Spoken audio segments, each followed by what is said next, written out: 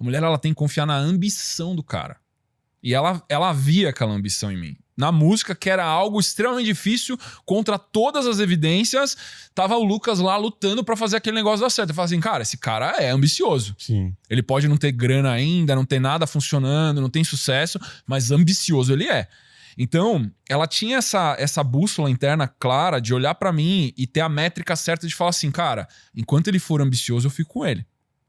Né? Dá pra dizer que esse é um bom termômetro pra alguém que tá escolhendo alguém? Sem dúvida. Os homens, eles passam por uma jornada de amadurecimento onde uma das métricas, um dos portais é desenvolvimento da ambição. Se o homem não desenvolve ambição, ele é um homem frágil. Ele é um homem fraco. Essa é uma das virtudes da masculinidade. Mas a ambição relacionada sempre ao desenvolvimento profissional ou não necessariamente? Sei lá, a ambição de ter um shape foda, a ambição de ter um carro legal. Qual a ambição especificamente ou de todos os departamentos, todas as áreas? Então, o que a gente tem que olhar, a próxima etapa do desenvolvimento masculino seria a liderança. Então, o homem se forjar a líder. Independente de qual seja, líder familiar, líder numa empresa, líder num grupo comunitário. Para que ele seja um líder, ele tem que ser um cara muito bom, ele tem que ser um cara forte.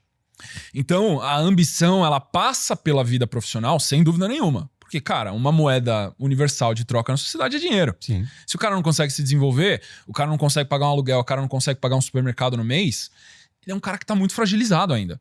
Por mais autoconfiante que ele seja. Sim.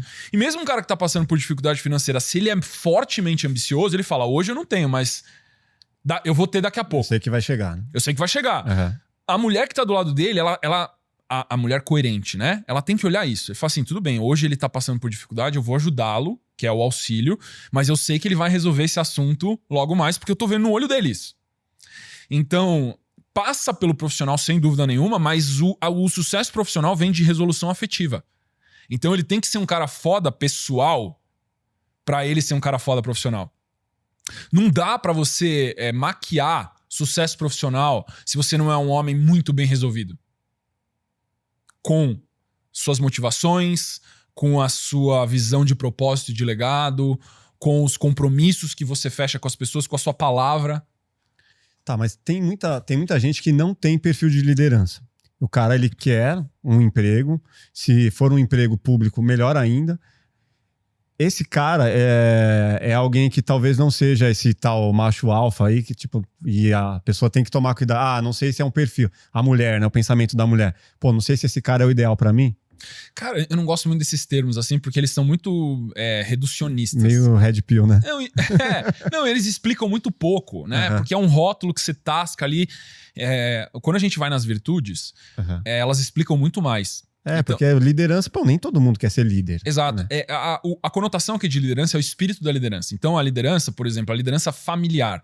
O homem tem que estar disposto, ele pode ser um cara concursado e ganhar lá um salário legal, mas ele é líder da família. Porque a família precisa dessa liderança masculina do pai. Uhum. Né?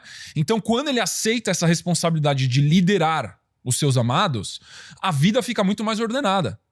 Hoje a gente sabe, cara, nos estudos sociais até, que uma das principais causas da criminalidade é a ausência de pai em casa.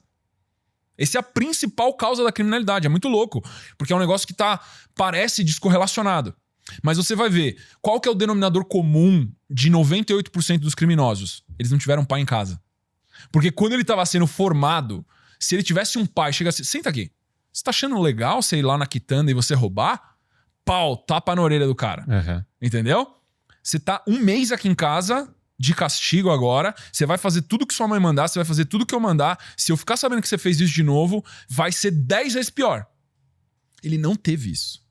Ele roubou. Certamente não vai fazer de novo. Ele roubou o cara da quitanda lá, que foi o primeiro furtozinho lá que ele fez. Ninguém pegou. Ninguém viu. O cara da quitanda não viu. Ele voltou lá pros amigos dele, que era meio que a ganguezinha que tava se formando, e ele falou pros caras, os caras, nossa, que animal, você roubou a quitanda, cara, você é foda. Aquilo foi enaltecido e criou a mentalidade inicial, o germe da criminalidade, porque ele foi para um grupo de apoio que não era o grupo familiar. Sim. Porque se a mãe soubesse também que ele tinha roubado a quitanda, ele ia ter tomado uma sova, que é diferente de tomar uma sova do pai. Sim, Então, eu apanhei de chinelo da minha mãe e dei risada, tipo... Quem não, moleque, principalmente né? na educação de meninos. Uhum.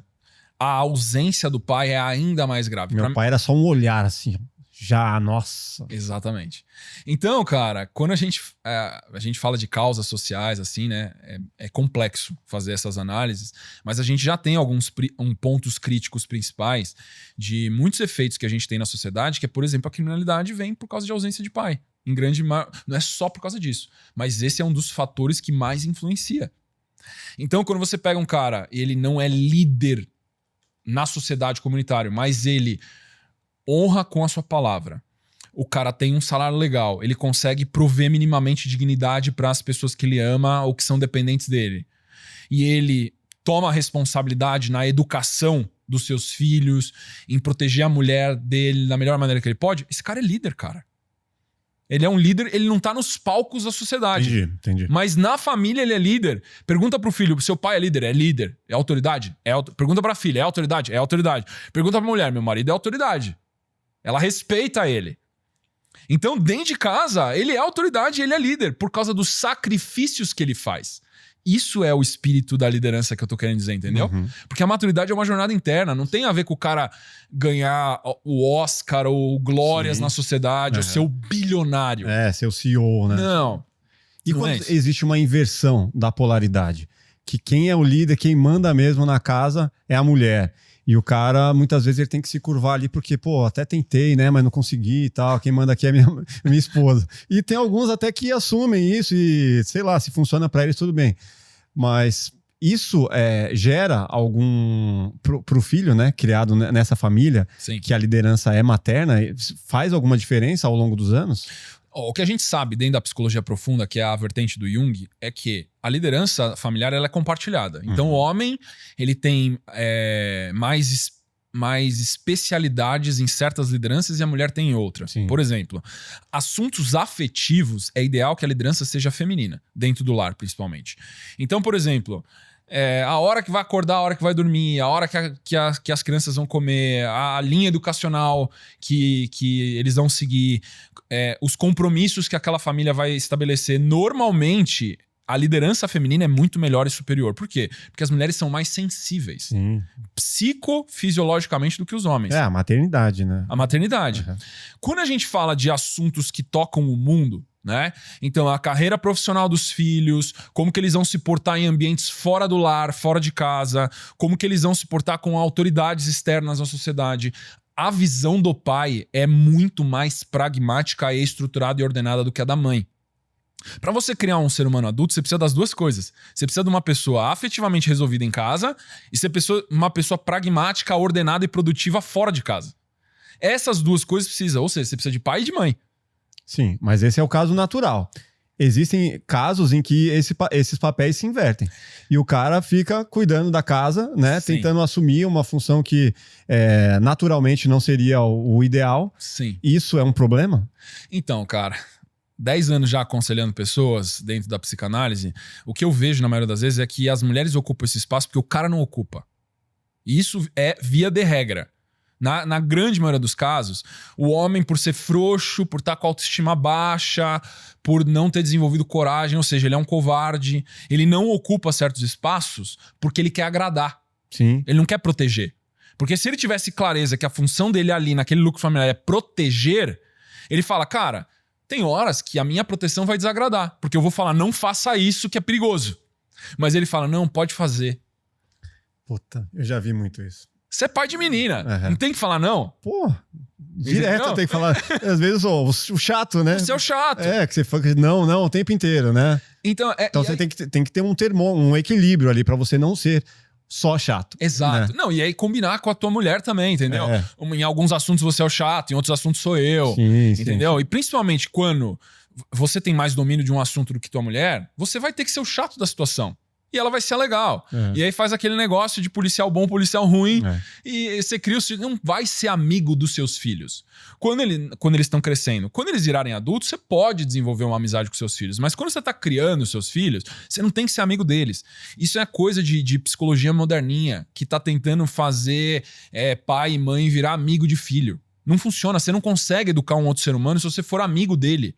Vai ter hora que você vai ter que ser autoridade, você vai ter que dar limites, você vai ter que dizer que isso é o certo, isso é o errado, e é pra seguir isso aqui, senão você vai ter penalidades dentro da família. Sim, vai desagradar, né? Vai desagradar, não é pra fazer. Essa família não vê com bons olhos essa conduta. Porque senão eles crescem sem limites. Aí depois eles vão pro mundo, em casa eles não têm limites. Aí eles vão pro mundo, eles acham que no mundo não tem limites também, ele pode fazer o que ele quiser. Aí ele entra na empresa, ele chega a hora que ele quer, ele fala com o chefe do jeito que ele quer. Aí tem cara que passa no concurso porque é extrema, aí não performa. Aí vira aquele cara que encosta no Estado e não serve à população. Uhum. Porque querendo ou não, cara, o serviço público, no espírito do negócio, é um negócio extremamente nobre. É uma pessoa que está no Estado para servir o público. Só que tem gente lá que, em vez de performar e trabalhar por mérito, só fica mamando na teta. Tá lá pra mamar, né? É, a pessoa não... Aí ela, não posso ser mandada embora porque eu tenho estabilidade. Cara, isso é desonroso. Isso é vergonhoso. O meu primeiro emprego foi um concurso público que eu passei. E eu vivi isso. De estar lá por 6, 7 anos. E quando você queria fazer algo diferente, das pessoas te frearem. Ô, peraí. Vai na manha, pô. Não faz tanto, cara. Você tá fazendo muito rápido. É. E isso pra mim era o fim do mundo. Eu falei, não, preciso dar um jeito de sair daqui. Exato. E aí eu me planejei pra sair. Bom, se você gostou desse corte, com certeza vai gostar do episódio completo. Vá na descrição, pegue o link e saiba muito mais sobre relacionamentos, sobre psicanálise com Lucas Scudeler. Episódio muito importante para esclarecer vários pontos aí da sua vida. Se inscreva no nosso canal, deixe seu like e até o próximo Plugado Podcast. Valeu!